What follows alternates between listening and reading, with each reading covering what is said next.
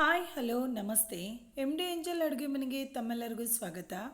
ಇವತ್ತು ನಾವು ಬದನೆಕಾಯಿ ಎಣ್ಗಾಯಿ ಪಲ್ಯನ ಹೇಗೆ ಮಾಡೋದು ಅಂತ ನೋಡೋಣ. ಫ್ರೆಂಡ್ಸ್, ಯಾರೆಲ್ಲ ನನ್ನ ಚಾನಲ್ನ ಸಬ್ಸ್ಕ್ರೈಬ್ ಮಾಡ್ಕೊಂಡಿಲ್ಲ ದಯವಿಟ್ಟು ಸಬ್ಸ್ಕ್ರೈಬ್ ಮಾಡ್ಕೊಳ್ಳಿ. ಮೊದಲಿಗೆ ನಾವು ಈ ರೀತಿ ಬದನೆಕಾಯಿನ ತೊಳೆದು ಒಂದು ಪಾತ್ರೆಯಲ್ಲಿ ಇಟ್ಕೋಬೇಕು. ಹಾಗೆ ಅದ್ರ ಮೇಲಿರೋ ಮುಳ್ಳು ಮತ್ತು ದಂಟನ್ನು ಸ್ವಲ್ಪ ಲೈಟಾಗಿ ಕಟ್ ಮಾಡಬೇಕು. ಕಟ್ ಮಾಡಿ ನೀಟಾಗಿ ತೊಳೆದು ಅದನ್ನು ಈ ರೀತಿ ರೆಡಿ ಮಾಡಿ ಇಟ್ಕೋಬೇಕು.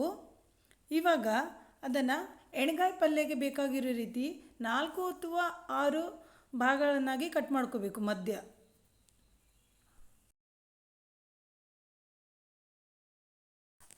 ಒಂದು ಬಾಣಲಿಗೆ ಫಸ್ಟು ಧನಿಯಾಕಾಳು ಹಾಗೂ ಮೆಂತ್ಯ ಮತ್ತು ಜೀರಿಗೆನ ಡ್ರೈ ರೋಸ್ಟ್ ಮಾಡಬೇಕು. ಅದನ್ನು ಒಂದು ಜಾರ್ಗೆ ಹಾಕೋಣ. ಇವಾಗ ಒಂದು ಚಿಕ್ಕ ಬೌಲಷ್ಟು ಕಡಲೆ ಬೀಜನ ಅಂದರೆ ಶೇಂಗಾನ ಎಣ್ಣೆ ಹಾಕಿ ಫ್ರೈ ಮಾಡಬೇಕು. ನಂತರ ಒಂದು 8ರಿಂದ 9 ಅಷ್ಟು ಹಸಿಮೆಣಸು ಹಾಕಬೇಕು. ನೀವು ಖಾರ ನೋಡ್ಕೊಂಡು ಹಾಕ್ಕೊಳ್ಳಿ. ನಂತರ ಇವಾಗ 1ರಿಂದ 1.5 ಅಷ್ಟು ಈರುಳ್ಳಿನ ಕಟ್ ಮಾಡಿ ಹಾಕಿ ಅದನ್ನು ಎಣ್ಣೆಲಿ ಫ್ರೈ ಮಾಡ್ಕೊಳ್ಳಿ. ಇವಾಗ ಎಳ್ಳಿರುತ್ತಲ್ಲ, ಎಳ್ಳನ್ನು 3 ಸ್ಪೂನ್ ಹಾಕಬೇಕು. 3 ಸ್ಪೂನ್ ಅದು ಡ್ರೈ ರೋಸ್ಟೇ ಮಾಡಿ. ಬೆಳ್ಳುಳ್ಳಿ ಒಂದು 5-6 ಅಷ್ಟು, ಅರಿಶಿನ ಪುಡಿ ಹಾಗೆ ಕೊತ್ತಂಬರಿ ಸೊಪ್ಪು ಹಾಕಬೇಕು. ಸ್ವಲ್ಪ ಶುಂಠಿ,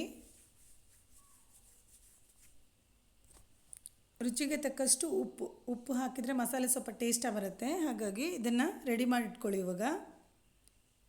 ಇವಾಗ ಬದನೆಕಾಯಿನ ಕಟ್ ಮಾಡಿ ಇಟ್ಟಿದ್ದೀವಲ್ಲ, ಅದಕ್ಕೆ ಈ ಮಸಾಲೆ ಹಚ್ಚಬೇಕು. ಮಸಾಲೆ ರೆಡಿಯಾಗಿದೆ. ಗರಿಯಾಗಿರಬೇಕು ಮಸಾಲೆ, ತುಂಬ ತೆಳು ಇರಬಾರ್ದು.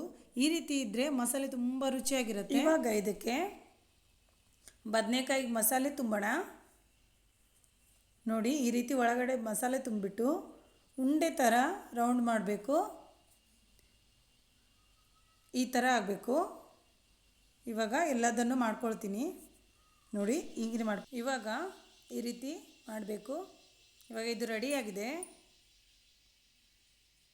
ನೋಡಿ, ತೋರಿಸ್ತೀನಿ ಇವಾಗ ಹೇಗಾಗಿದೆ ಇದು. ಈ ಥರ ರೆಡಿ ಮಾಡಿ ಇಟ್ಕೋಬೇಕು ಫಸ್ಟಿಗೆ.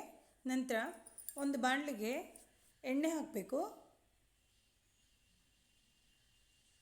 ಆಮೇಲೆ ಸಣ್ಣದಾಗಿ ಕಟ್ ಮಾಡಿರುವಂಥ ಒಂದು ಇಡೀ ಈರುಳ್ಳಿ ಹಾಕಬೇಕು.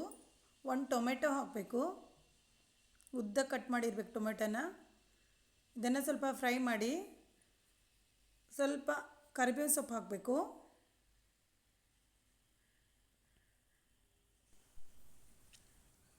ರುಚಿಗೆ ತಕ್ಕಷ್ಟು ಸ್ವಲ್ಪ ಉಪ್ಪು ಹಾಕಬೇಕು. ಮಸಾಲೆಗೆ ನಾವು ಮೊದಲೇ ಹಾಕಿದ್ದೀವಿ ಅದಕ್ಕೆ. ಇವಾಗ ಮಸಾಲೆ ತುಂಬಿ ರೆಡಿ ಮಾಡಿದ್ದೀವಲ್ಲ, ಆ ಎಣ್ಗಾಯಿನ ಇದಕ್ಕೆ ಹಾಕಬೇಕು. ಇವಾಗ ನೋಡಿ, ಹೀಗೆ ಇಡಬೇಕು. ಇಟ್ಟು ಆ ಜಾರಿಗೆ ಸ್ವಲ್ಪ ನೀರು ಹಾಕಿಬಿಟ್ಟು ಅದನ್ನು ಸ್ವಲ್ಪ ತೊಳೆದು ಅದೇ ನೀರು ಇದಕ್ಕೆ ಹಾಕಬೇಕು. ಇದಕ್ಕೆ ನೀರೇನು ಹೆಚ್ಚು ಬೇಕಾಗಿಲ್ಲ. ನೋಡಿ, ಇವಾಗ ಚೆನ್ನಾಗಿ ಬೇಯಲಿಕ್ಕೆ ಬಿಡೋಣ. ನೋಡಿ, 1 ಕುದಿ ಬಂದಿದೆ. ಸ್ವಲ್ಪ ಕೊತ್ತಂಬರಿ ಸೊಪ್ಪು ಹಾಕಿ ಮತ್ತು ಕೈ ಆಡಿಸೋಣ.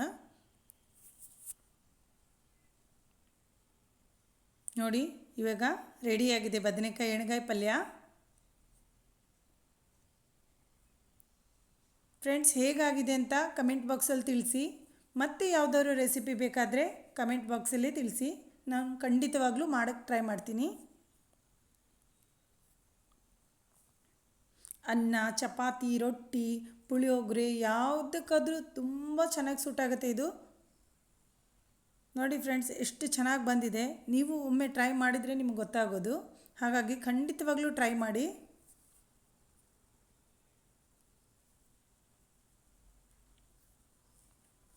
ವಿಡಿಯೋ ನೋಡಿದ್ದಕ್ಕಾಗಿ ತುಂಬ ಧನ್ಯವಾದಗಳು.